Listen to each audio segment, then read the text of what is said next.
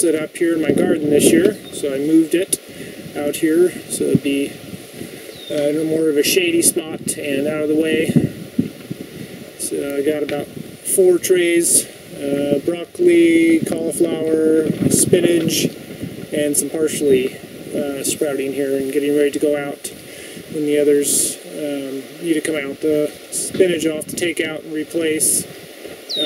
Cauliflower and broccoli, I do have more bed space available in the row there, but eventually, as I do succession planting of it, I'll have to take out the old stuff that's already produced and replace it with some younger ones.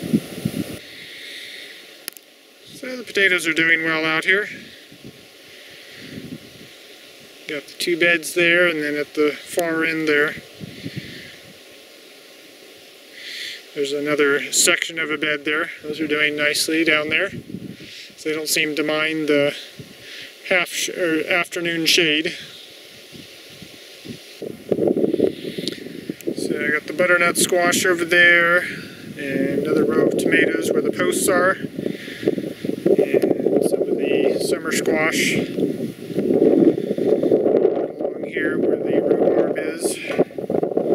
And the row cover here is covering up my carrots to keep the carrot fly out of there. See how that's going to work this year. It's the first time I've tried it, so giving it a try.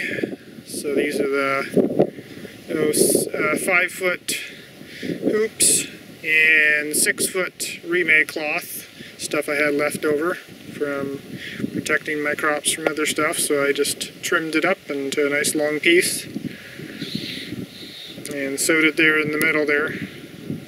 The 2 sections that I had got torn from all the bad weather we had, so this is a section here that was kind of torn, so I took the good parts out of there and made a row cover for it. And so they're coming along nicely. These are the green beans, Cupiton, I think, or Cupiton, T-I-O-N on the end, or Cupiton, I'm not sure how to. It's a variety I got from Adaptive Seed, so that's a new trial for this year. And also,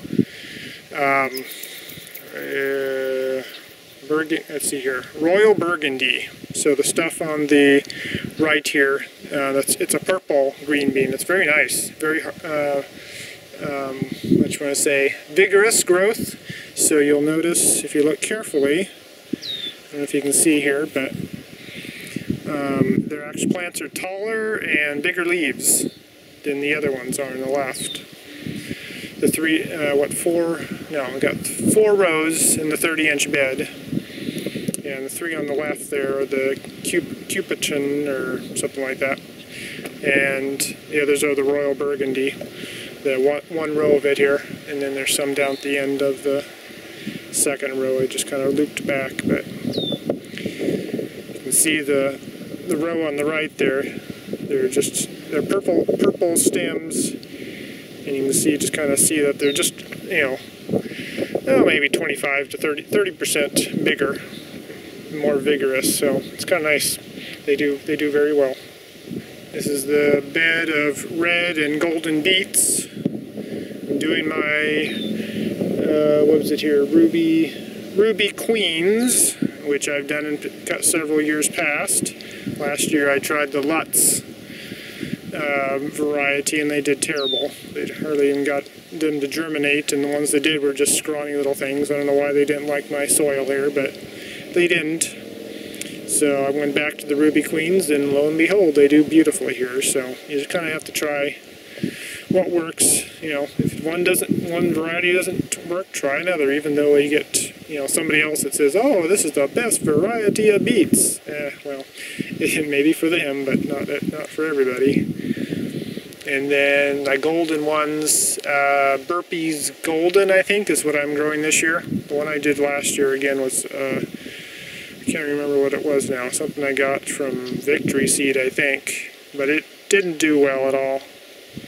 Or no, Fedco. I think it was, the one I got from Fedco last year. That one didn't do well. So this one, the golden beets are doing well. They're always a little bit smaller than the red ones, at least the ruby ones. They're a more vigorous plant. They're planted at the exact same time, but the Ruby Queens are just a little more vigorous plant. And this year, anyone know what that is? That is a parsnip. So I'm going to see if I can get parsnip seeds this year.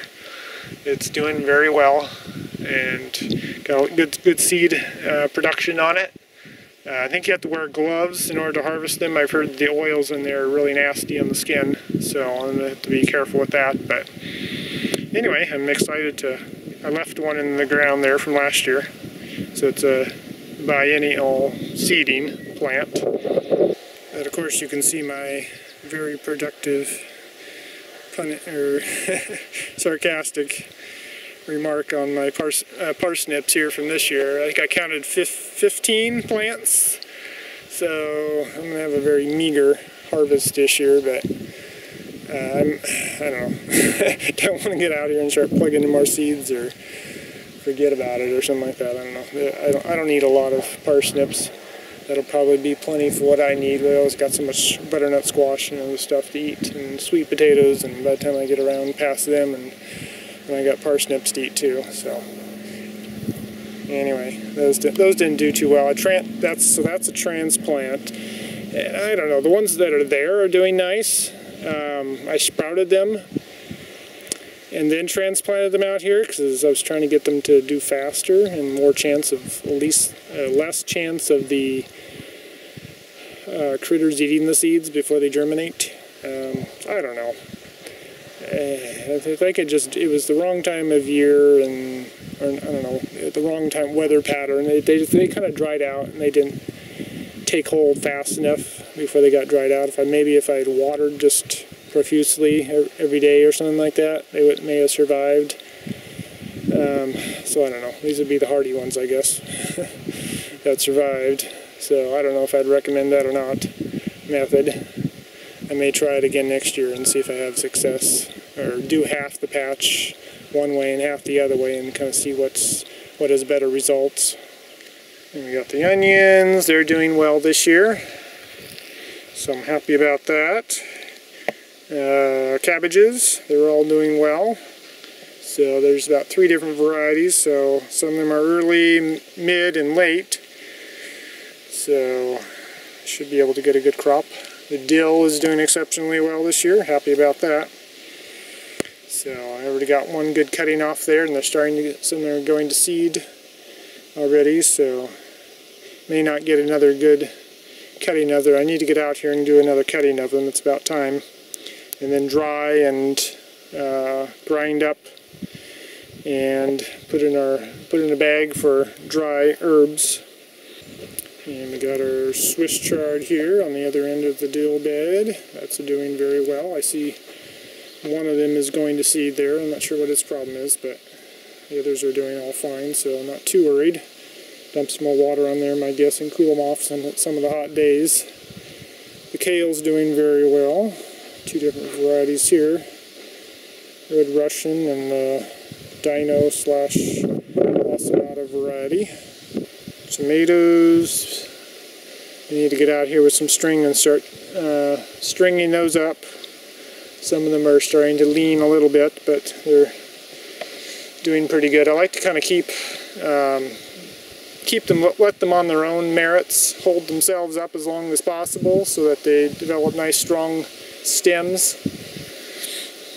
It gives them a little more strength and robustness. And then whenever they start to lean a little bit, make sure you get a string on them here so they don't get crooked. Kohlrabi in this bed. I'm getting some little kohlrabis on there already. So that's exciting. There's a purple one right there. Oops, there we go. There's in focus. So I don't know how long these are. Probably another month before they... I think these are 45 days, so we should get them pretty quick here. They're starting to... The leaves are up to size. They should start bulbing up here fairly quick. There's the cauliflower. So I have about 20 or so plants there, so the next succession will be planted down the bed here. And we got the 2 different types of dry beans. These are kind of a pinto type variety, so those are doing very nicely. And peppers, got a little pepper on there I think already, and yeah, they're coming along slowly, a lot slower than I would like, but that's to be expected on a cool year. They like hot heat, and we haven't had a lot of heat around here. And then the spinach, which is about done, it's all going to seed, but there's still a good amount of leaves still on there if you want to take the time to pick little tiny leaves still on there. And the other tomatoes, and the next one over is the broccoli. So there's the first succession of broccoli coming on there. Don't have any heads on there yet. They're still I don't know what they're doing yet. They're still growing, I guess, what you want to say. Still got a ways to go before they'll go to seed and set some good flower heads on there. And the corn is getting up waist high now, so they're setting their tassels, and the ears are starting to be produced in there. I've seen a little bit of silk being produced here, so they'll be setting ears here hopefully soon. This is Candy Mountain variety. Don't know if it's any good yet, so we'll just see. It's a new trial here, so see. But they seem to be doing fairly well here. I got one. I don't know what is well. I got like a couple of them that are purple. I don't know what the difference is, or it's just a variation, I guess, in the seed, which is fine. So anyway, that gives you a quick overview of kind of what's growing around here, what we're working on. So in case you're interested to give, tips of, you always get good ideas watching other people's videos of kind of what they're doing on their homestead or in the country living, and kind of see, good ideas. So, something with the firewood, or how I'm setting out my plants, or, kind of get ideas. So anyway, I hope you enjoyed it. If you like this sort of thing, be sure to subscribe to my YouTube channel or like my Facebook page. Keeps you updates on new things I post and new videos. Share this video with your friends on my channel, and I'll see you on the next one. God bless.